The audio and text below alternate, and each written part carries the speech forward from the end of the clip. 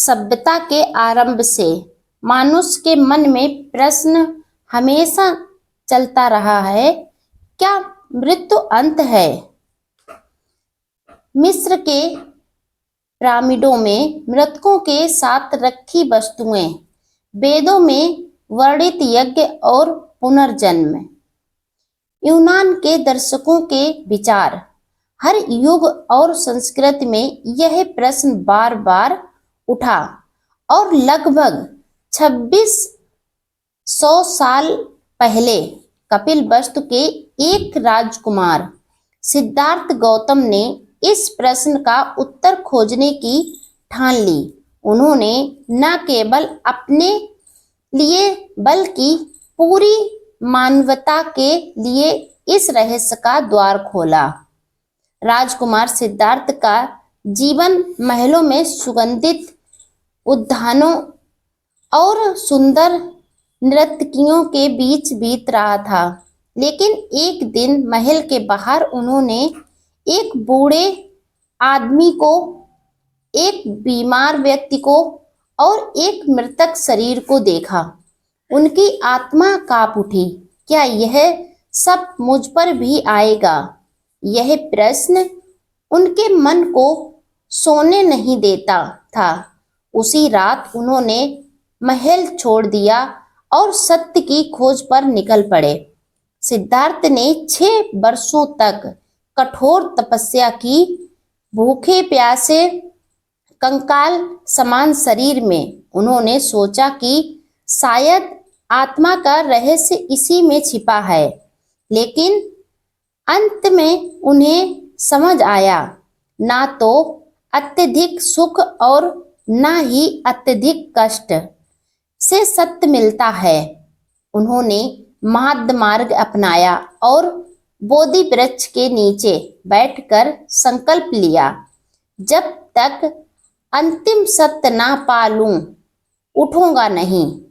बोधि वृक्ष के नीचे सिद्धार्थ गहरे ध्यान में डूब गए। उस रात उन्होंने 3 गहन ज्ञान प्राप्त किए। उनकी चेतना समय की सीमाओं को पार कर गई। उन्होंने अपने अनेकों जन्म देखे, कभी शिकारी, कभी साधु, कभी स्त्री, कभी पुरुष। हर जीवन में उन्होंने कर्म किए और उन कर्मों के अनुसार फल भोगा।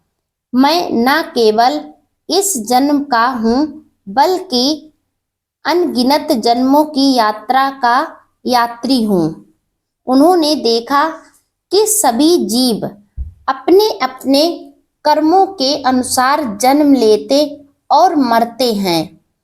धनी निर्धन, सुखी दुखी, सब अपने कर्मों के फल पा रहे हैं। कर्म ही जन्म और मृत्यु के बीच का पुल है।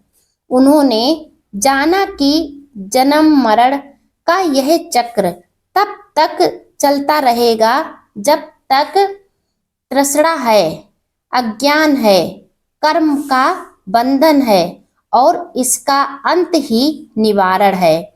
उसी क्षण सिद्धार्थ बुद्ध बन गए, जागृत पुरुष। ज्ञान प्राप्ति के बाद बुद्ध ने अपने शिष्यों को शिक्षा देना शुरू किया। एक दिन शिष्य आनंद ने पूछा, आनंद, भगवान, आपने तो कहा कि सब कुछ अनित्य है, तो यह चेतना कैसी बनी रहती है कि पुनर्जन्म हो सके? बुद्ध ने शांत मुस्कान के साथ उत्तर दिया। बुद्ध बोले, आनंद, चेतना स्थायी नहीं है। यह क्षण क्षण बदलती है, लेकिन यह अचानक समाप्त नहीं होती। यह एक दीपक की लौ की तरह है। पुरानी लौ बुझते ही वह दूसरी लौ को जलाती है। पुरानी और नई अलग हैं, फिर भी उनका संबंध है। यही पुनर्जन्म है। एक गांव में बुद्ध ने एक किसान से कहा, जैसे एक बीज मिट्टी में सड़ता है, लेकिन उसमें से नया पौधा उगता है। पुराना पौधा खत्म हो जाता है, लेकिन जीवन का प्रवाह जारी रहता है।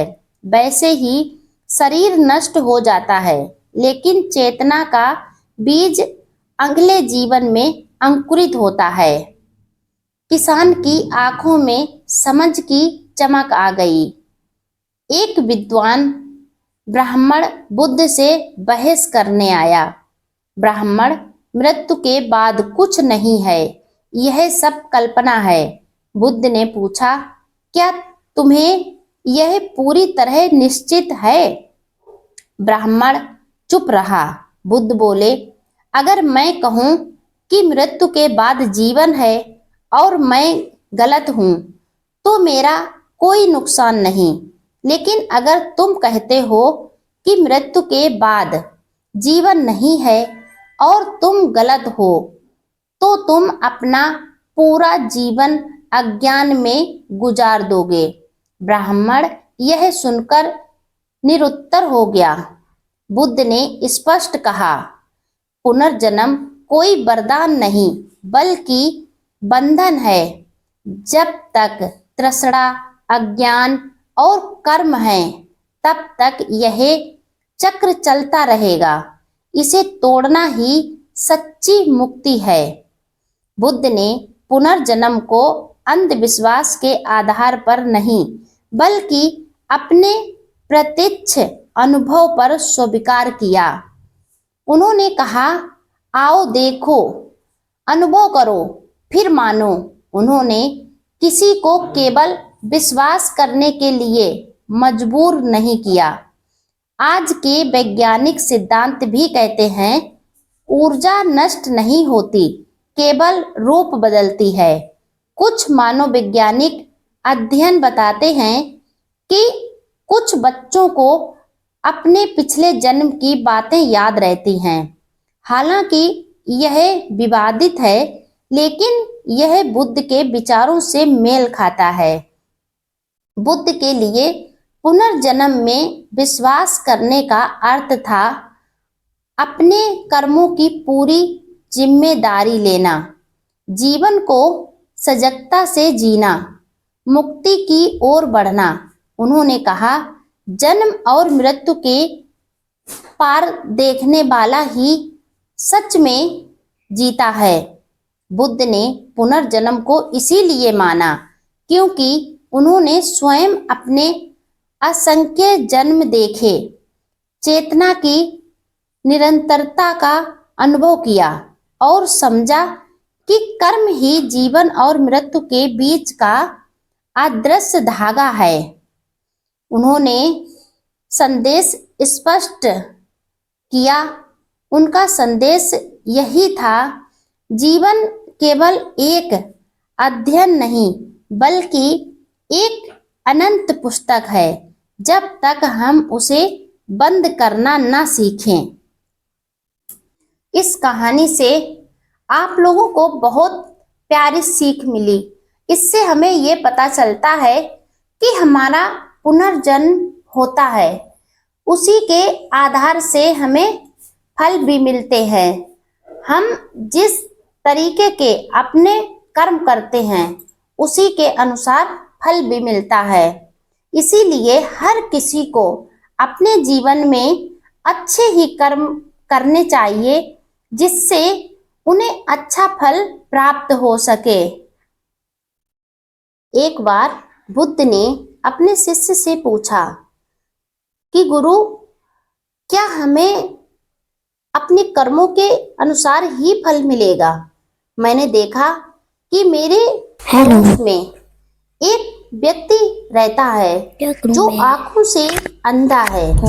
हम देखते हैं कि उसका भाई उसे बहुत कष्ट देता है, उसे ना समय पर खाना देता है, ना समय पर पानी देता है, ना उसकी कोई मदद करता है। वह बेचारा अंधा व्यक्ति दिन रात भटकता रहता है और अपने आप से स्वयं अपना कार्य करता है, और कभी कभी तो वह गंदा भोजन भी खा लेता है। वह नहीं देख पाता है कि वह क्या खा रहा है क्या नहीं खा रहा है। उसका भाई देख भी लेता फिर भी उसे नहीं मना करता, नहीं बताता। कभी कभी वह सड़क पार करता और वह चोट भी खा जाता है, लेकिन उसका भाई ये नहीं सोचता कि हम इसे सड़क पार करवा दें, क्या उसे इसका फल मिलेगा। तो बुद्ध ने कहा, बिल्कुल, अगर वह अपने भाई के साथ में छल करता है तो जरूर उसके कर्मों का फल उसे मिलेगा। अगर वो देख लेता है कि उसका भाई चोटिल हो गया और वह फिर भी उसकी मदद नहीं करता है तो उसे इसका फल जरूर मिलेगा, क्योंकि वह गलत कर रहा है। कभी भी हमें ऐसा कार्य नहीं करना चाहिए जिससे दूसरे लोगों को कष्ट पहुंचे। उसे अपने भाई की मदद करनी चाहिए। हम सभी को भी अगर कोई दुखी व्यक्ति है और हम उसे देख रहे हैं तो हमें उसकी सहायता करनी चाहिए, तो उसका फल हमें ही प्राप्त होगा, ना कि दूसरों को। हमें कभी भी गलत देखकर उसे नजरअंदाज नहीं करना चाहिए, उस पे जरूर सवाल उठाने चाहिए। और हमें कोई भी अगर निर्धन व्यक्ति मिलता है या कोई दुखी व्यक्ति है तो हमें उसकी सहायता भी अवश्य करनी चाहिए। हम जैसा करते हैं वैसा ही हमें प्राप्त होता है। हमें कभी भी किसी के साथ में छल नहीं करना चाहिए। हमें जितना बन सके उतनी हर किसी की मदद करनी चाहिए। यह कहानी आपको कैसी लगी कमेंट में बताएं। वीडियो लाइक शेयर करें। अगर आप मेरे चैनल पर पहली बार आए हैं तो चैनल को सब्सक्राइब करके बेल आइकन जरूर प्रेस कर दें, जिससे मेरा आने वाला हर एक वीडियो आपको समय पर मिलता रहे।